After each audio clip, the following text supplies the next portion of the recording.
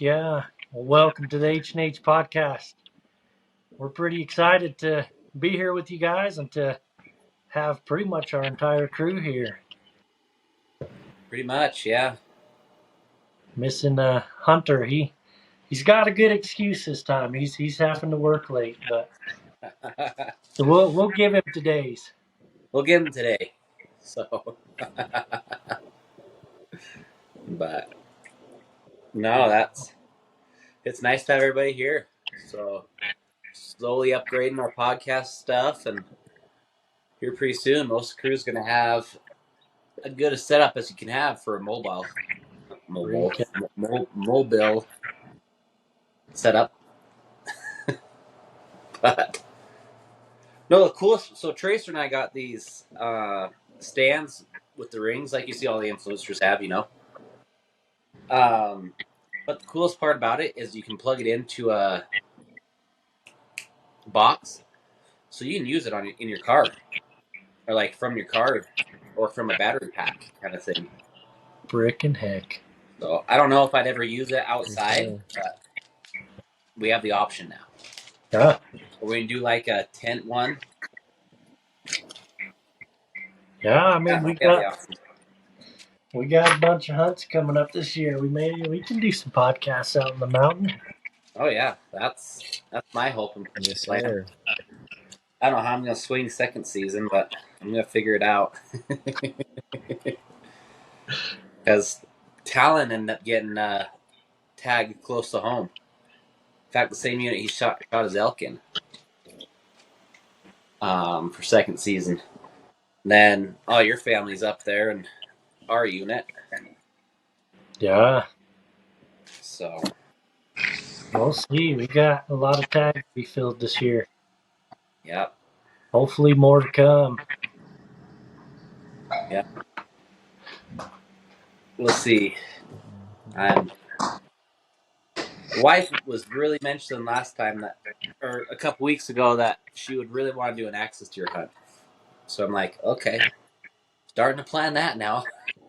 Yeah, I don't have to tell you twice. All right. Nope, that's one of the bucket listers. I I don't even need a big buck. I just want the hide. Freak, yeah, dude, that's awesome. I'm gonna try. It's not gonna happen before baby, but maybe. Oh yeah, maybe first thing we do after baby. freak, Then yeah. you're around Texas, but Well, heck yeah. What you boys been up to? Oh, not a whole lot. Just getting ready for this move. Got pushed back a month and a half, so be gone a little bit. I won't be coming back until a little bit later than I expected, but that's okay. Should be getting back right before season next year. Frick yeah. Perfect. Fingers crossed. Heck yeah, dude. Yeah. Oh, that'll be a fun year. We'll be able to do hopefully a bunch of hunts all together. Yeah. Or at least one big hunt. Yeah. So Take that over nothing. yeah. No, I was listening to a podcast today, and the Go Hunt podcast is something else. It's a good one. You all got to listen to it, Tracer especially, because they're talking about mystery ranch packs. I know you were looking into them, but Go Hunt's the place to listen to. Anyways, this podcast I was just listening to like a couple minutes ago, they're going on about just how they hunt and how you need to get more comfortable and do stuff out of season. When you do hunt, you commit to it. You just have fun with it. But anyway, I got a lot of gold nuggets out of some of those today. Heck yeah. That's freaking awesome. Didn't have any snakes go down my shirt though. Oh, good heck, dude. I've been working on under a porch, under a deck, whatever you want to call it. We've been jacking it up because it's all sorts of the joists are sagging bad, and the beams are all pretty bad, so we've been bracing that underneath and all that. And I was laying down under there, and all of a sudden I felt something crawling in my shirt. And look over, and I can see a tail hanging out the top of my shirt right here. So I'm laying on the ground trying to put these 6-inch screws up in. Oh, dude, I grabbed that sucker and ripped it out, and it's just a little gardener snake, but it's about that long. There's quite a few of them under there. Golly. Spiders all over. We found a hornet's nest too. Kind of a heck of a day, but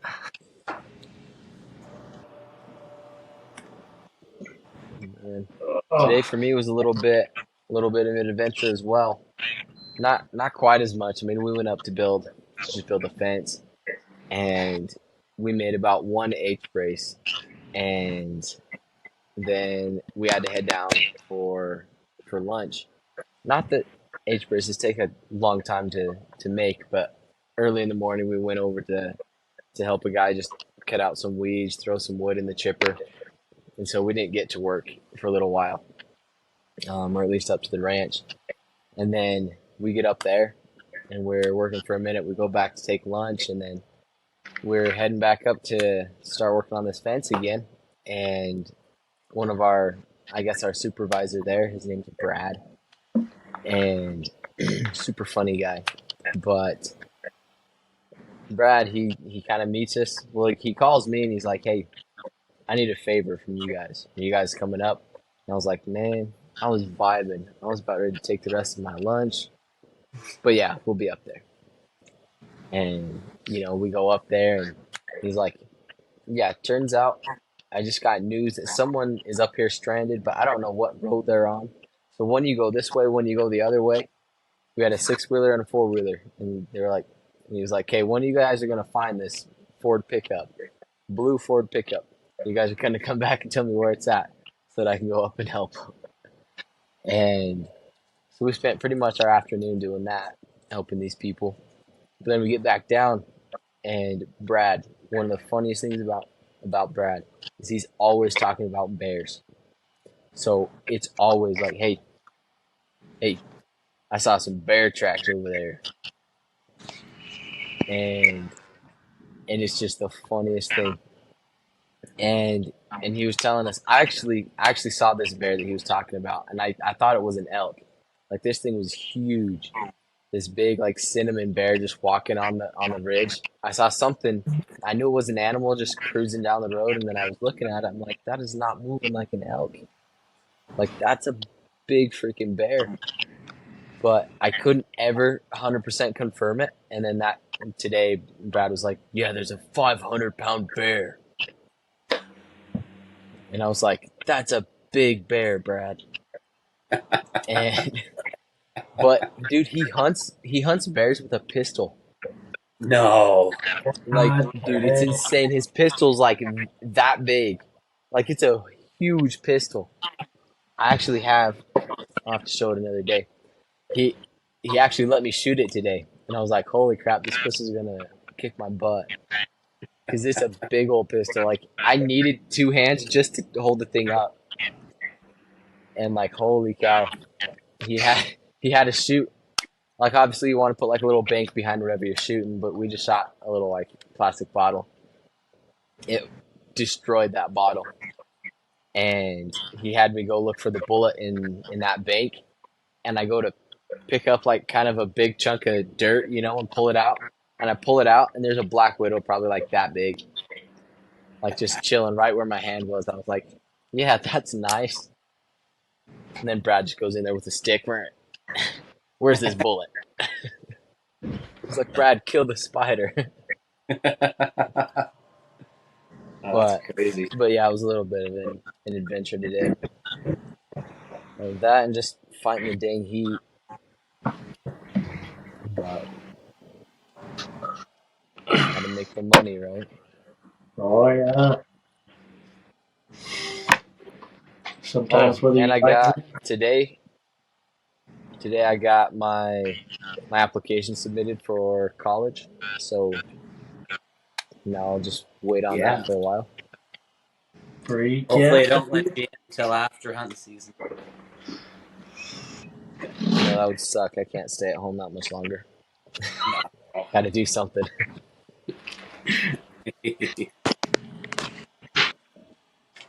Oh. Well, Frick, yeah, my dudes, we got a good podcast ahead of us today. One that involved me dropping a bunch of shit. But before we start, we just want to give a quick shout out to our sponsors, affiliates, partners, whatever you want to call them all. We got a few of them, and they're helping us out, and they're some pretty dang good companies and people you want to go check out. Yes, We they got Jake at Osprey, the man, the myth, the legend. The guy will hook you up with whatever optics you need. If you need some sweet binos, go hit him up because he'll help you out with that. We then have MAHCO Outdoors. As we've mentioned plenty of times before, we love the camo and stuff we've gotten from them, and I guarantee you guys will enjoy it too. Then go check out Grit Knives because everyone needs a knife. Hunting season's coming up. It's right around the freaking turn. right around the corner. It is right there. People are already starting to hunt. Yeah, that big Arizona bull that hit the ground today. Yeah. I guarantee if he doesn't have a grit knife, he's wishing he had one. Probably so. No, go check them out. Go get yourself a pretty sweet knife to help you out with hunting season this year. And then to top it all off, we got the Slayer game calls. I will tell you what, I absolutely love their elk calls. I have multiple of their elk calls, and I love them. They are the best elk calls I've ever used. I need a second that, and I've used almost all of them. Yeah. That's being a little bit, but I've used a lot of them. And I haven't had ones that are so easy to use, that sounds so good, just right out of the box, no messing around. Just, that bugle I did last time was just, that was the first time I used that particular reed. It was just, I love them. Oh yeah. Then, of course, they have that that industry changing Enchantress. Oh yeah. Right here. That thing is the bomb. The easiest call to use. Super easy to figure out, super easy to use, and it sounds amazing. All their calls are pretty dang awesome, so go give them a check out too. You guys won't be Not just disappointed. elk calls, they got duck, coyote. Everything that has a reed, they got it. Yeah. So. Well, heck yeah. So that's them, so go give them a check out. But then, as always, go check out our Instagram, YouTube, listen to us on Spotify. You want any merch, let us know. We have shirts in the making. They are being made. Boom! All right? They are no longer just a thought, they are happening. Heck yeah. We will show them and let you all know about them once we get them, which will hopefully be very soon, as well as hats and decals. All right? Go rep the H&H brand. Be part of the H&H family. But yeah. Our hat varieties aren't, there's no caps on them. So if you have a hat that you want, let us know. We'll throw a patch on. That's all we're doing is throwing patches on and sewing them on. So I shouldn't let out all our secrets, but that's so until we get into major production. Yeah. Yeah. Let us know what kind of hat. Caden and I are rocking the same. We're really liking this Richardson 168. But yeah, there's variety for sure. Yeah. But yeah, we let's get on to the podcast. Alrighty, guys. I mean, earlier today I was watching a little bit of Meat Eater, and it kind of one of the episodes kind of hit with me because it's one of my favorite things about hunting. That, like, personally, one of my favorite things is taking either kiddos out or taking people who've never gone or have gone very little. So I just want to get your guys' input on it. Got a couple questions about it, and I just want to hear your guys' experience. So I personally think let's just hear like your favorite experience that you've had either with a kiddo or somebody new, and then we'll actually really get into it. I'll let you guys start off with that. Whoever wants to take charge. Frick, well, I can go first. Good. I have one come to mind pretty quick. It's one of my favorite experiences I've had hunting so far. I've had a lot of good ones, but this one is when I was living in Alaska. So we were hunting Sitka blacktail deer. And it was me and my buddy. Him and I went hunting together quite a bit. But then we have this family friend that his boy, he's the same age as Hunter. So at the time would have been middle school age. Had never gone hunting before, had never shot anything, and really wanted to go hunting. He got his hunter safety, he got tags, he just never went out. And so me and this friend of mine were getting ready to leave, and that kid's dad got a hold of me and said, "Hey, I got my boy. He needs to get out and at least go hunting. Whether he kills something or not, that's something else. But he needs to go experience it, try it out. Would you be willing to take him?" And I said, "Freak yeah, we'll take him. It's going to be a little bit of a hike, but we'll do it if he's willing." And he was willing. And so we took him out with us. And I'll admit it was kind of hard. There were some frustrating ups and downs throughout the day. And but I will say we finally came across it was a 2 point, but I mean 90% of Sitka blacktails are 2 points. But it was a pretty good blacktail wise. It was a pretty good buck, and he was standing there probably about 50 yards. My buddy really wanted to shoot it because he had never shot one that big, and almost shot it out from under the kid. But I finally talked him out of it, and I was like, "Dude, we need to. This is his first time out hunting. Let's try. I mean, if he misses, you can shoot it. Okay, that was the deal." And we got the kid set up. The buck just stood there looking at us. I mean, it was probably a good 30 seconds. Wide open. There's nothing blocking us from the deer. He's watching us. But he just stood there for like 30 seconds watching us.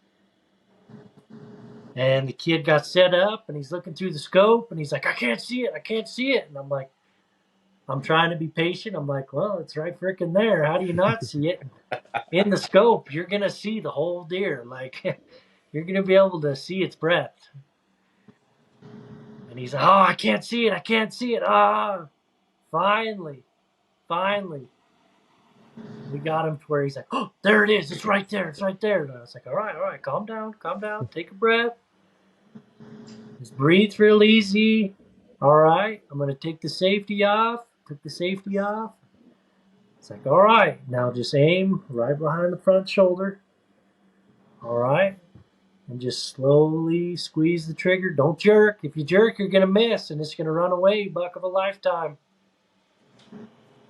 He slowly squeezes the trigger. Boom! Hit this thing. Good hit, too. It took off running, but it was a solid hit. And my buddy was pissed. He was pissed. He was set up on the deer the whole time, too. He saw the hit, and he just unloaded his gun, set his gun down, went and sat down, and was just pissed. But we went and found it. It had gone probably 30, 40 yards and was just standing there. You could see it. It was bleeding out, but it was just standing there looking at us. So I was like, dude, we got a couple options. We can wait. We can do what I wanted to do, which wasn't smart, but I was like, let's go try and tackle it and cut its throat. And but then I was like, or you can take another shot. And he's like, I'm gonna take another shot. I was like, all right. So we got him set up. Another 30 seconds pass. I can't see it. Where is it? I don't see it. Ah! He's freaking out because he thinks the deer's gonna run off. Even if it did, it wasn't gonna go far. Finally got him set up on it. Boom! Drops it.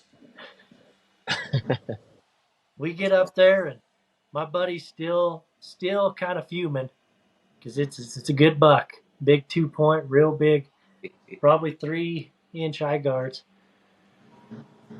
But oh man, the look on this kid's face when he gets up there, he just touches the deer, doesn't even touch the horns yet. He's just looking at it and he's like, "This is the best day of my life."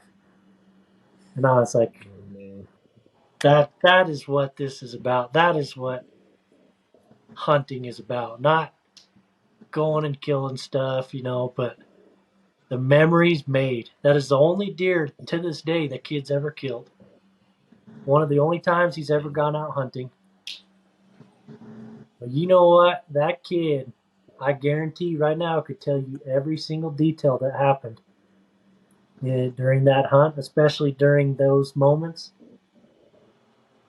And it was just to see the look on his face, to hear him say those things. It was, oh man, as big of a buck as it was awesome watching him do that. Heck yeah. That's awesome. I love it. I love hearing these stories about these kiddos getting their chance at us helping. Hey, Sir Colin, you got anything you want to say? No. No, I got. Shoot, I've got 5 siblings, and I've been there for every single kill. And I know that's going to change here really soon. Really soon. Haven't. There's been one kill that you haven't been a part of. Well, turkeys I don't care. Oh, okay. Turkeys are turkeys. They're easy to kill. But no, I've been a part of my siblings every single one of their kills. So it's hard to choose just one. But going out, it was Jaylee's first hunt. She had deer tag, and so we went out. We had some access to some private land, and we had lots of public land that we knew how to hunt too.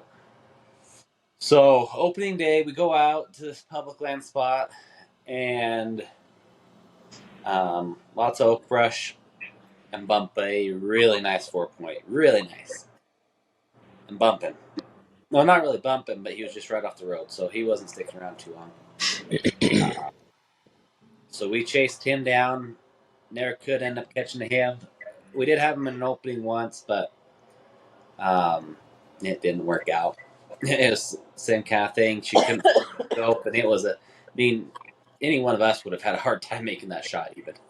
It was just quick. But then, her birthday's in October, turn season. And so our deal was she didn't have to hunt on her birthday. But every other day after school, we were going to go out and at least try to find something. We didn't have to hike far if she didn't want to. You didn't have to do any of that, but we were going to go out. So she stuck to that deal. And we grinded hard every evening of that hunt. And there's one point that we were sitting on this property, and this buck was bedded right off the property line. And there wasn't a fence or anything. It was just based off of Onyx, based off of everything I could figure out. It was just barely on the wrong side. No fence, so it would have been really easy just to dump it, go pick it up, But she held. She was strong. She was like, nope, we're not going to do that. And I wasn't going to let her do it anyway. But so she just sat there, and it was hot. It was real hot, and never ended up giving us a shot. And that's how the rest of the season went. We just grinded it out, but never got a shot opportunity. And I just remember being so proud of her and all that she was doing there. She didn't kill anything, but the tenacity, the sticky to-ness, whatever you want to call it, the grit. She went out every day with me, and we did our best to find her buck. It just didn't work out that year. So, but the ending of the story is she had a cow elk tag, and it's in a unit that we know really well. Very very easy to find a cow. So we go in there. The last season, Colorado was fourth season. Going to this particular basin that we have luck in every kind of our backup plan if we can't find anything like literally on the road. So we hiked in there and um, got some bulls bugling. And fourth season's mid-November. I mean, and these bulls were screaming, and I was screaming back at them, and we bumped them a little bit. It was in Aspens, and we bumped them a little bit, so we just followed the bugles, and finally we got on some cows.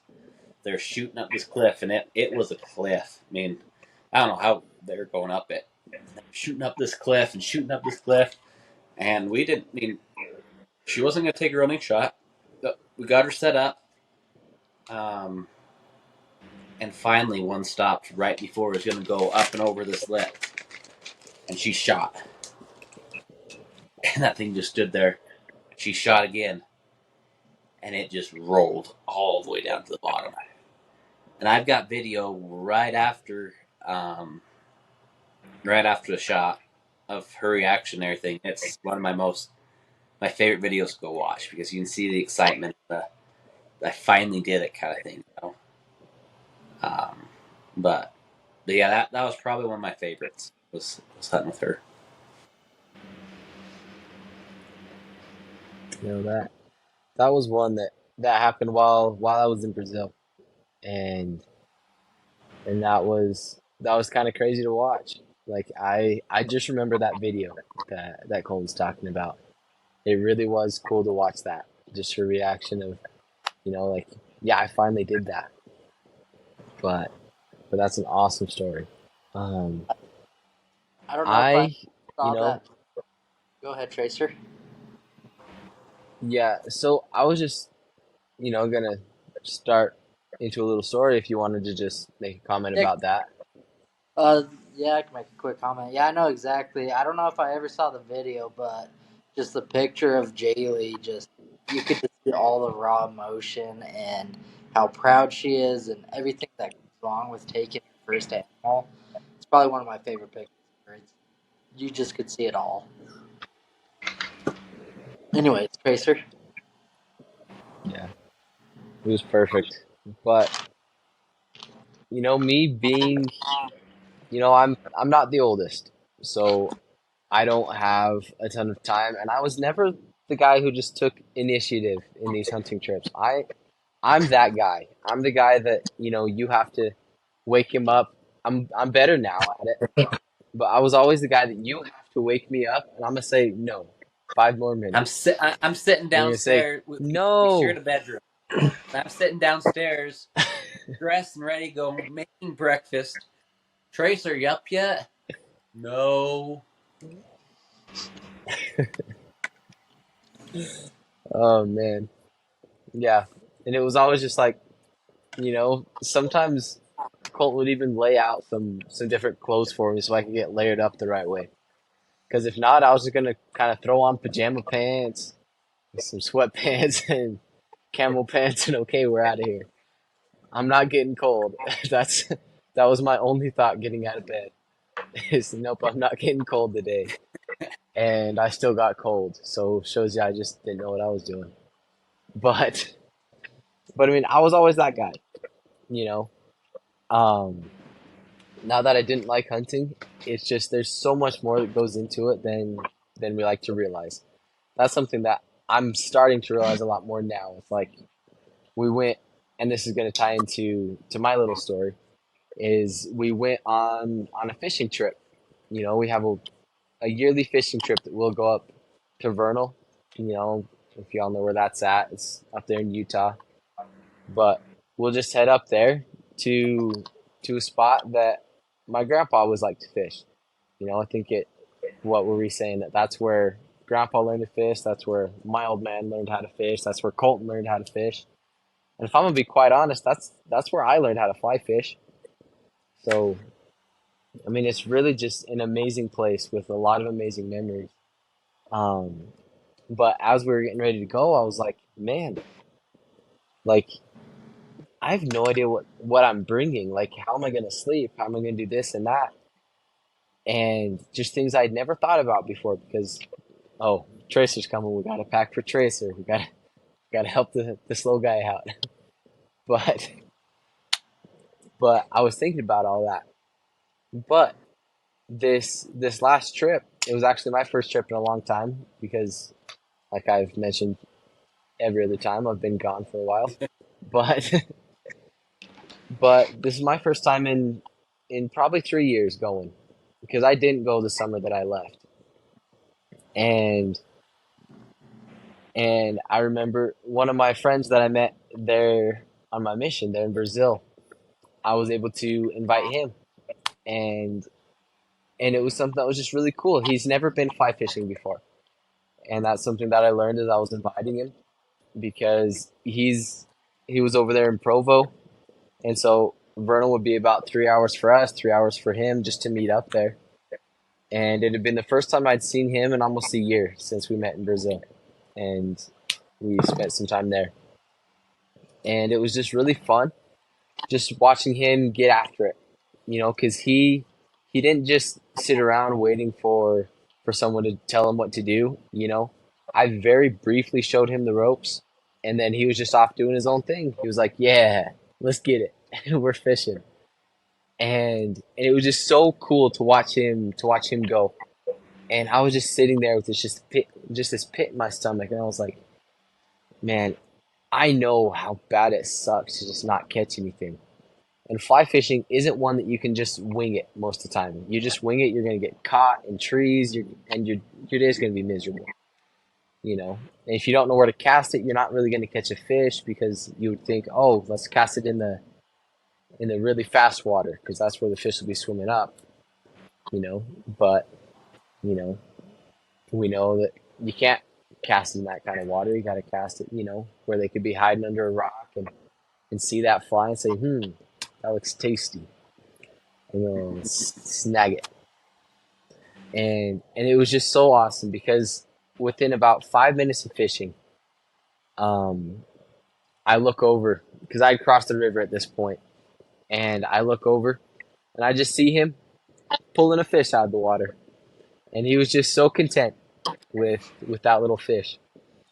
And I remember just thinking like, dang, that is so cool that I get to share a little bit of this part of me, with one of my best friends, that I met there in Brazil.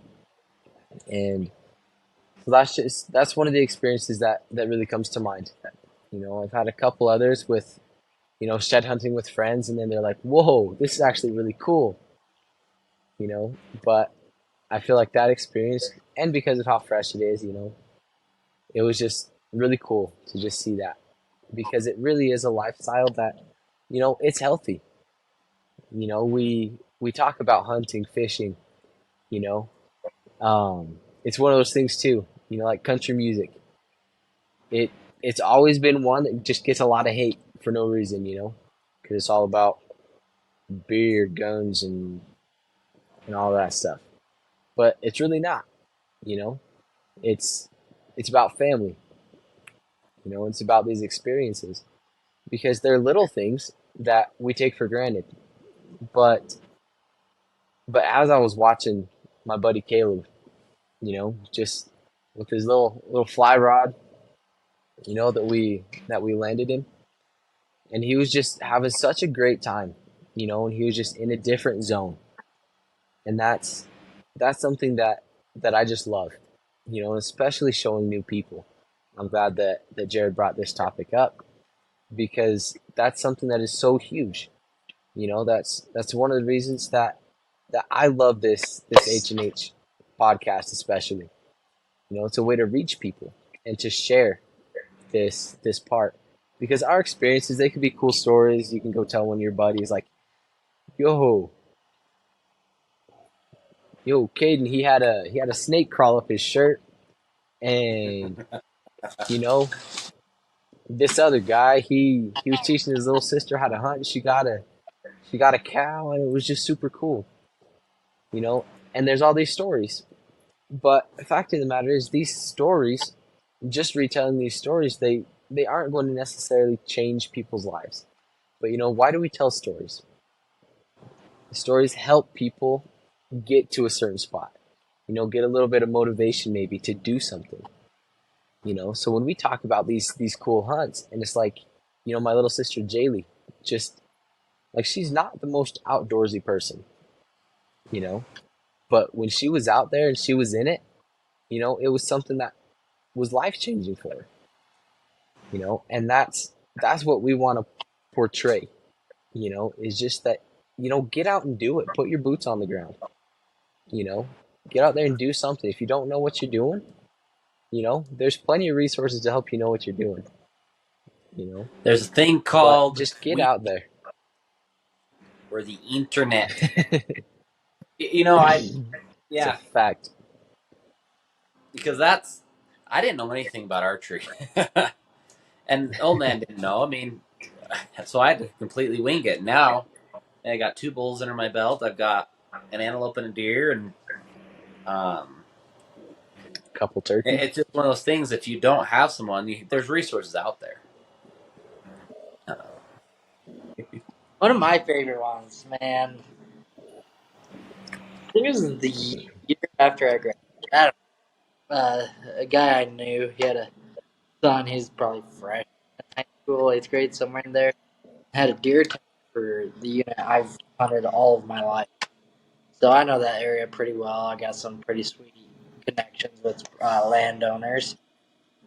So I took this kid out, and like I'm so used to hunting with like Colton or like my cousin, where we could just boom, like that's it. Like we know what to do. Don't have to help. Like need any each other's help with like getting in on them and taking the shot, whatever. Like so, one issue I've learned that I have is I'm not as patient, especially with like Colton. Super patient. Me, not so much, and something I definitely need to work on. But so like this kid, we go out and it's like last evening or second to last evening. We don't got a whole lot of time left to make it happen. And so I got some property locked up that we could hunt because I'd been seeing a couple real nice 4 points there. So we go out and we're just kind of driving around looking at properties, seeing if we could find deer. And so we find these 4 points. We hop out of the truck real quick and all right, like I don't think this deer's gonna hang out long. Like you gotta take the shot. You gotta take the shot. Like pushing him, and I remembered. All right, I'm like 19, 20 years old at this point, and he's 14, 15 years old. So like, there's that age difference where you start learning that experience, and what to do. So I took a step back, realized, all right, slow it way down. So I was able to find a fence for him to use as a rest and everything, and so like he shoots this deer, doesn't get a great hit on it, like dropped him. He hopped back up. His second shot, he barely was able to make a good shot, but so he gets this real nice 4 point, and just how excited him and his dad were, and seeing them be able to share that super special moment in any kid's life. Of I don't know if it was his first year or not, or first big game animal. I don't really know, but just the excitement and the moment they shared will always for like be with me, and I like knowing I helped out with that, and I'm so thankful I got to help this kid like have this moment, and that's my favorite part about hunting. It's not so much getting the or taking a sweet shot or whatever it may be. It's just those little moments you find with friends and family that I love so much about hunting. Like, if I never kill an animal again, so be it. As long as I get to keep help with those moments, like I'm happy with, like better than any kill I've had. So, like personally, I love helping anybody out, whether it be a kid, someone who doesn't have a whole lot of hunting experience, or just some random guy I saw out in the woods and talked to. Like I'm down to help anybody who'd ever ask. So that's kind of why I chose this topic. Is it's something special for me. So a couple questions for you guys. For a first-time hunter who's really wanting to get into it, what would be your choice of game to take them on for their first hunt? Turkey. Really? Yes. Turkey private land. Mine's a different option. Because it's easy, they're everywhere, and you're gonna have to have a blind of some sort. Or be still, because first time hunters, I don't remember where I was hearing this. It was watching a meat eater. It was watching a meat eater when the elk guy went back to his home country and anything. But Got it? yeah, Giannis went back, and they took him out clay pigeon shooting first, make sure he could track the target. And they find that very very essential in the way they hunt is you need to follow that target, which I thought was really cool. But yeah, turkey is 100%. If you want, and the tags are easy to get. You can hunt 8 years old, um, and it gives you an experience. You don't even have to get up early. You go drive, hunt evenings. I don't care. That's the other issue that I've seen with kids is the earlies just kill them, and this is just kids. This isn't just kids. I mean, you're 30, 40, 50, want to get in hunting too. That's great. But turkeys is what I would suggest. Is just because most guys um, have some sort of land locked up that they can hook you up with. Um, and it's an easy hunt. It's a fun hunt, and it's just one of those that there's nothing but good that can come from it, in my opinion. So, What about you two?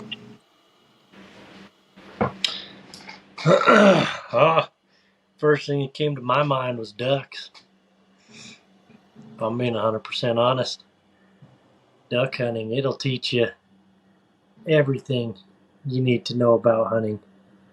It'll teach you patience. It'll teach you how to shoot correctly. It'll teach you when you should shoot. You'll learn how to judge distance. One of the best parts about it is it's one of those hunts you can do with someone right next to you the whole time. mm-hmm. So you can BS while you're waiting. You can talk things over. You can help the first time hunter. Lead them by this much. They're coming in. Get ready, get ready, get ready. Cut them. I mean,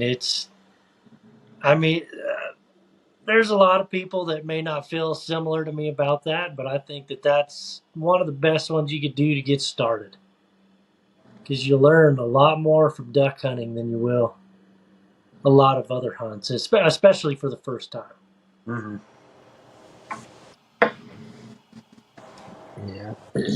I mean, here's one of the things, like, I think for sure doing some sort of an elk hunt would be amazing.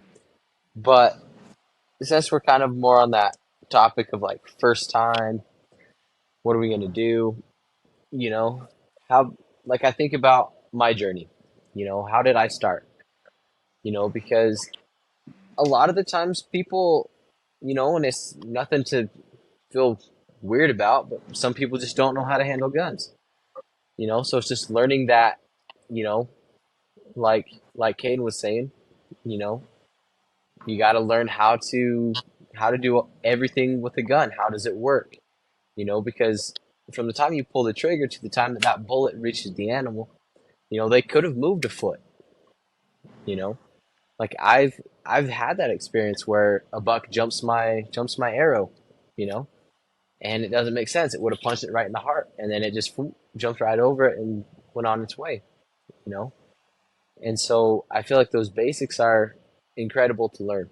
And something that really helped me, you know, was just hunting the small game. You know, and I'm talking more like varmints. You know, like prairie dogs, rabbits, you know, things like that. Because those, you just go out and you have a good time. You know, you can learn your hunter safety. You can learn because some of those hunts, like I mentioned in the first place, was like hunting elk. You know, there's a lot more that goes into that. You know, you need to know where your wind's at. You need to know exactly what's happening. You need to know kind of what the elk are doing, what their pattern is. You need to learn how to call. You know, but to go out and just shoot, like Caden was saying, ducks. You know, because even with turkeys, you got to know how to call a little bit. You know, and so you start with those basics of just, okay, how do I do this? How do I actually shoot a gun? How do I find something in my scope? You know, because I know that that was a huge issue for me too when I was learning. Is I would, you know, it would be like a prairie dog or a Tweety bird with a BB gun. I'm like, how do I line this stupid thing up? You know, and I feel like it was a really cool experience because sometimes we would just go out in our backyard, you know, and like my little brother does a lot right now, and we'll just go out and we just sit there and we just wait. Okay, when are these doves gonna come in? You know, and you just learn, you know, those basics. You know, the being sneaky. You know, that's huge in hunting. There's that being sneaky. There's a whole bunch of different aspects that you can learn while having fun hunting these smaller game. Because once you get to the big game, you don't have room for error. You know, Well, you you look at move our too little much, brothers. they'll see and they'll spook. Yeah. Yeah, you look at our little brothers. Both of them, um, very quick on the scope, and that is a hard thing to teach. Very quick on the scope. Very quick to make a reshot. Reshot's a wrestling term. Follow up shot. Um, you mean Talon and Bronson both on their elk this year? The first shot wasn't perfect. It was good. It was going to kill him. But the first shot wasn't perfect. It was the second shot that followed right after that killed him. And these were their first big game hunts. And you look at that, and yeah, I attribute a lot to their Tweety bird hunting or with BB guns or what they go out and shoot prairie dogs. You know, but I do agree with that. So you guys might find me a little crazy for my answer because I am so far off from you guys. It's not even funny. I make sure to put in my homework. Like make sure they're comfortable with whatever gun they're shooting. Make sure they can handle whether it's open sights or scope. Make sure like do all that homework.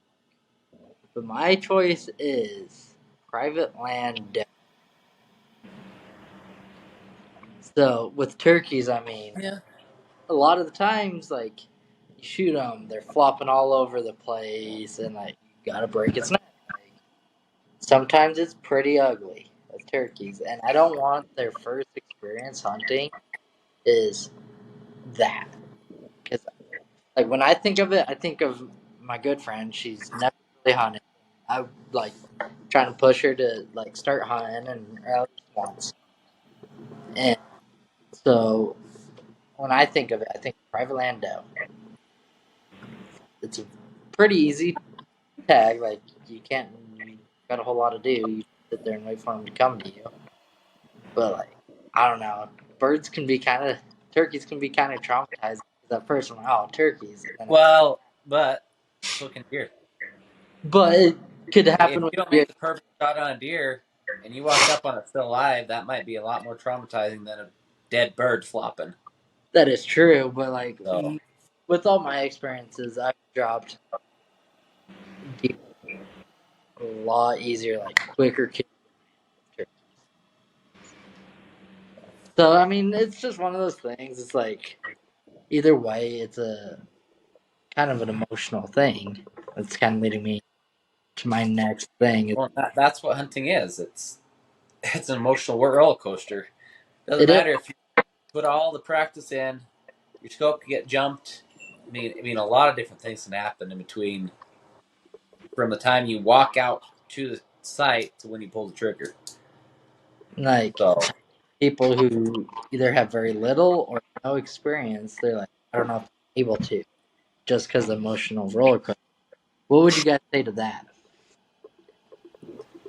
That's tough that's luck. one that it is hard, because we talk about hunting, and up until now we're talking about it as, it's something fun to do.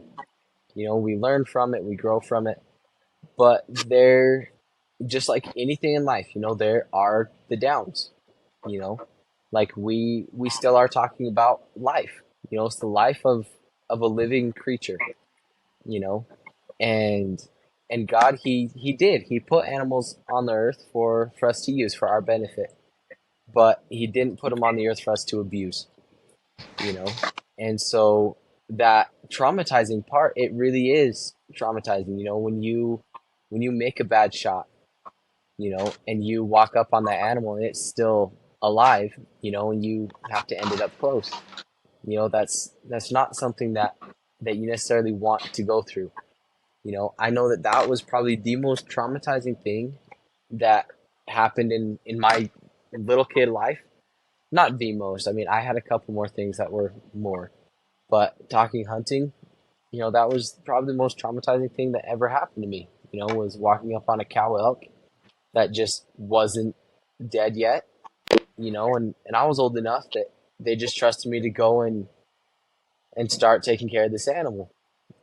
Because we had a couple different tags, and so they saw the herd and they're like, okay, we got to get a jump on these things because Hunter, he still has a bull tag, so we got to get on these things.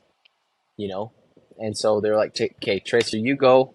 We know we hit that cow, it was a good shot. She dropped.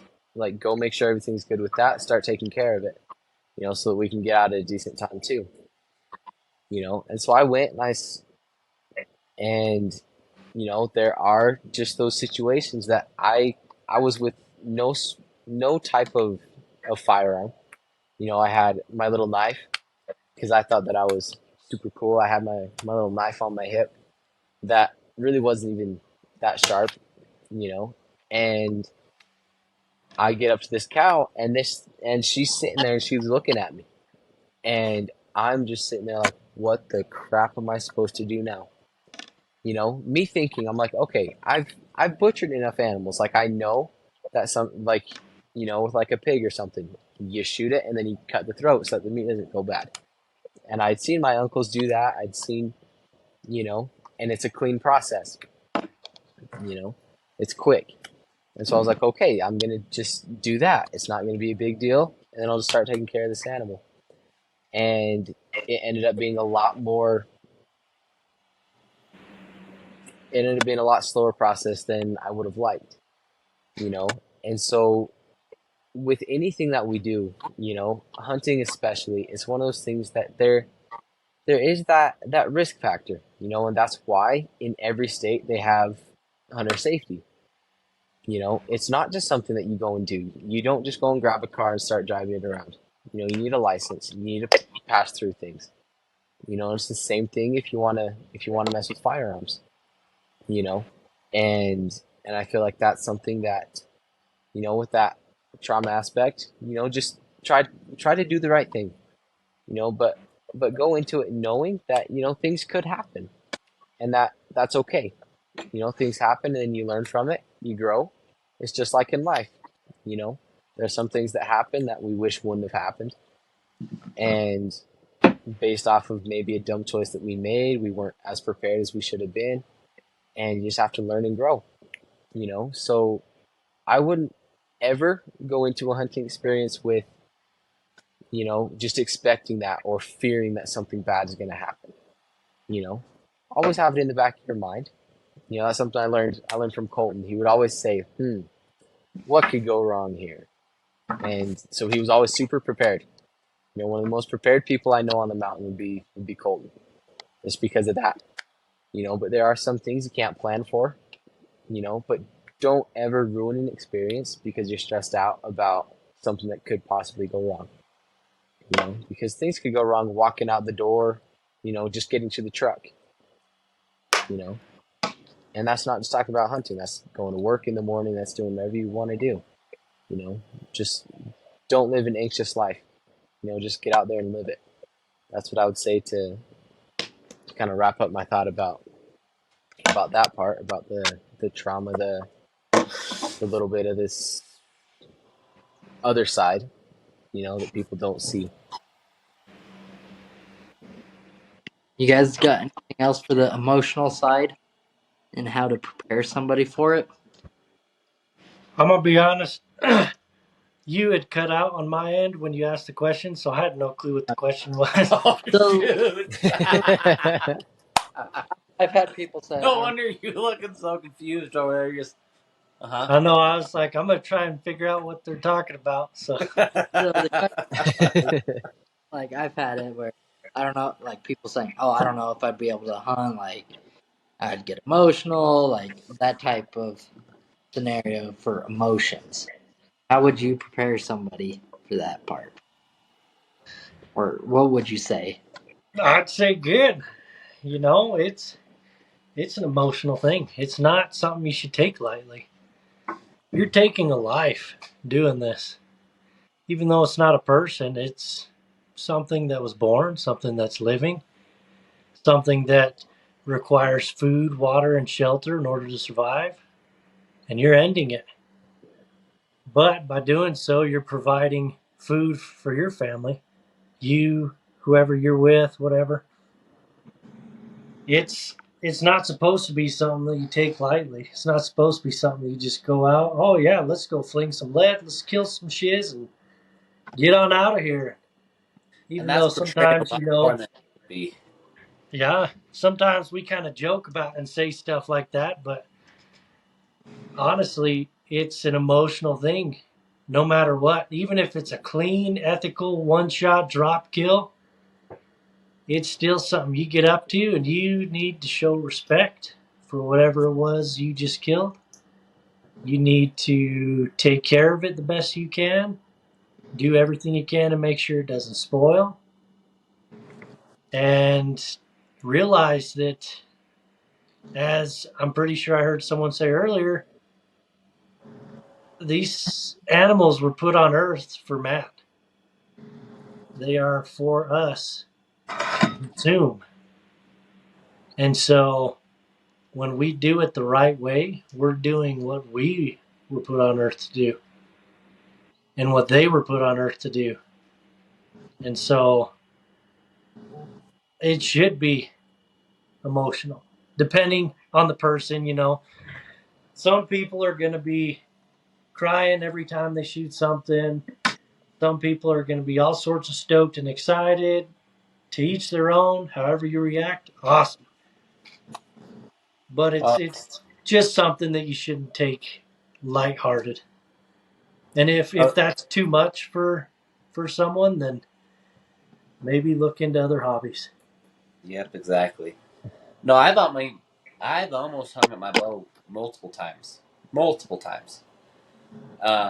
If you want to talk about a hard thing, um, the learning curve of the archery world was rough for me.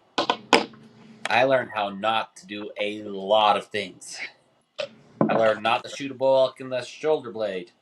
I learned not to shoot an elk with an expandable blade.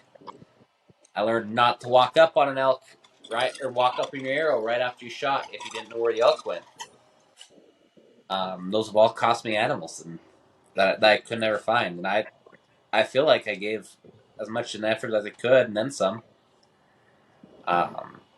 But yeah, it's one of those things that every time after that, I'm like, I'm done. I'm done. I'm gonna throw my bow away. I don't even care anymore. Um, but it's the rewarding experiences, the ones that you shoot, then you watch the animal go, and then it disappears, and you're like, well, I don't know. I'm not gonna trail it tonight. I'll come up for it tomorrow.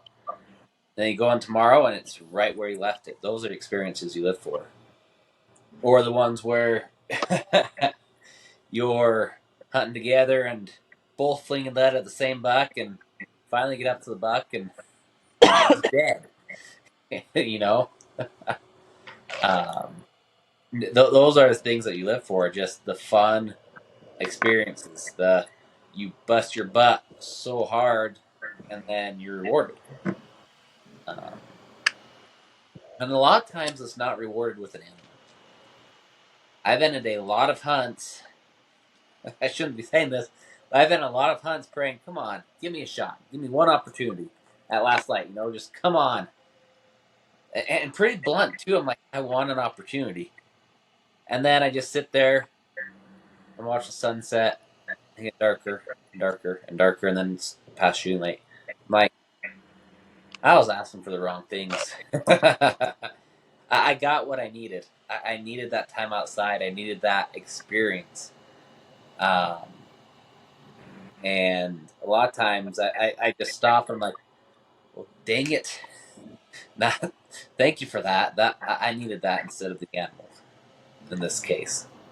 Mm-hmm. So.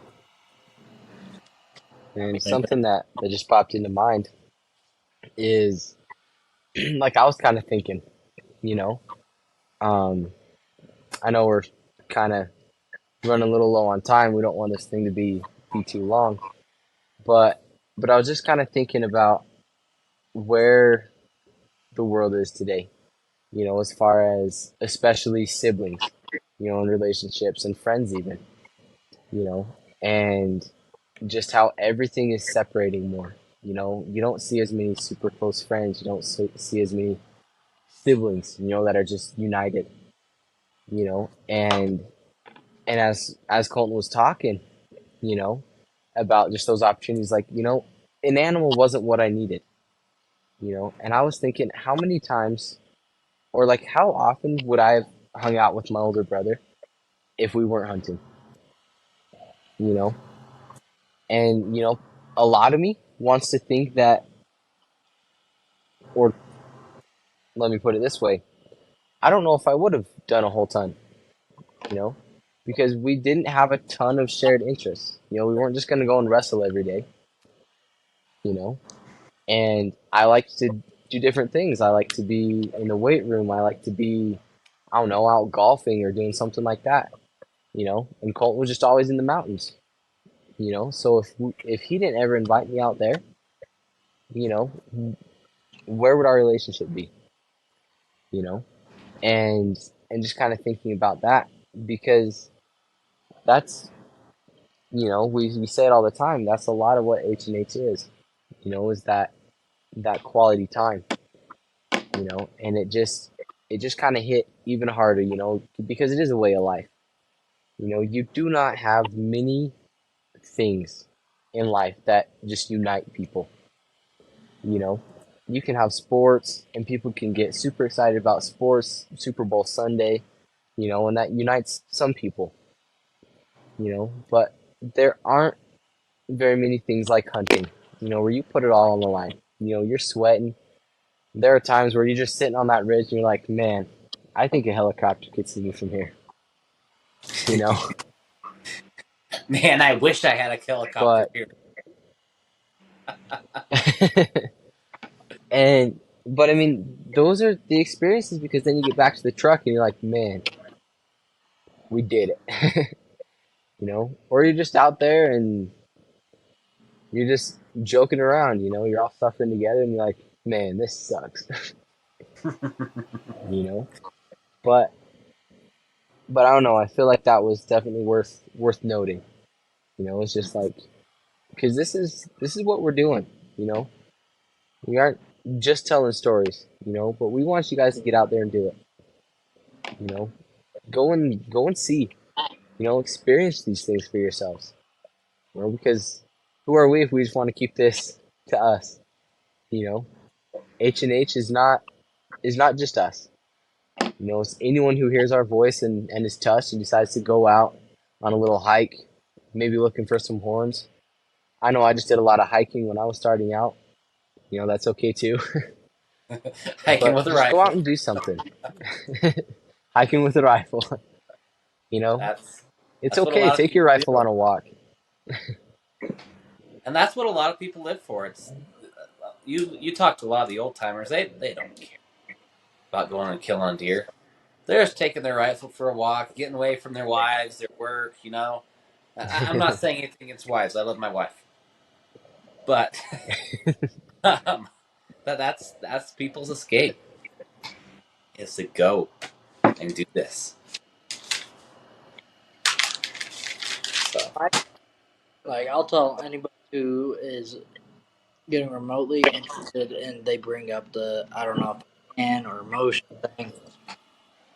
Kind of like what Caden said is good.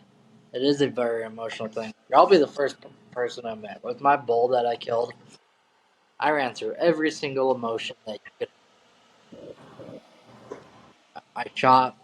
First thing I did was called, "Hey, I just got one." I was super amped. Freaking flew down the canyon, flew up the other side of it. Super excited to get my hands on it. And then while I was sitting there waiting for the truck to get there and the cavalry to help me out cleaning it and getting it loaded and everything, I sat there. And I did get, I don't know if it would be sadness or emotion, like raw emotion. Like it was the first elk that I killed since my grandfather had passed away. And that's where he went when he was little. And so, like, yeah, I did cry a little bit. And there's a lot of people who do because it is one of those things. It's you're taking another life. You're stopping a beating heart. And I'll tell them flat out, yeah, it's you're gonna go through an emotional roller coaster, but at the end, it's worth it because I feel like it brings a stronger connection to nature and animals, and it's another great way to be able to provide for you and your family with some of the most healthiest, best tasting meat you could have. So, like with the whole emotion thing, I flat out tell them, yeah, buckle up. But well, it's not for everybody. That's no, the it's thing is not. it's not for everybody, and that's okay. That really is, but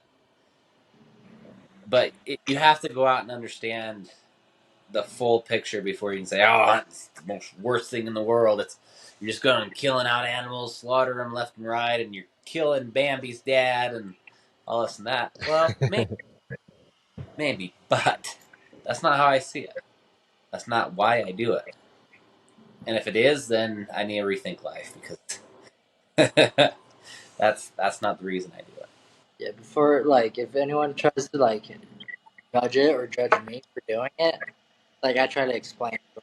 Like, I will even invite them to get their chance to see what we do, how we do it, and why we do it. Like it's a great way to get a lot of meat to provide for your family for not spending as much as you would going to the grocery store. Like, and I think if I like to think that I've changed some people's minds on it, but I think we do it for the couple moments that we get a year for being making memories with some of the closest friends and family that you'll ever have. Is so I like to think I do it for the moment, not for the kill. Yeah. When I do get lucky enough to get a kill, I always honor it some way.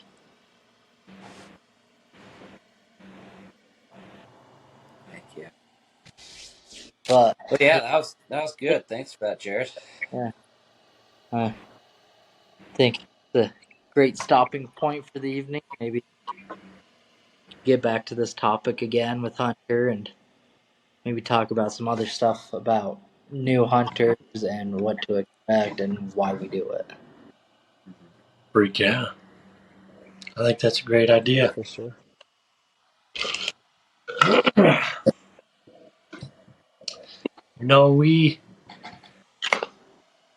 We realize that there's 100 other things we could be doing with our evening right now. I mean, I could be with my family and my in-laws, or I could be cleaning my house or cleaning my truck, because heaven knows it needs it. 100 other things I could be doing right now, but I'm grateful for the opportunity that I get to spend this evening with you guys, even if it is just virtually. And the fact that the things we've talked about this evening are going to be shared, and people are going to listen to it, Yeah. and people are going to either be like, wow, that was a good time had, or people are going to take things that we've talked about and use them.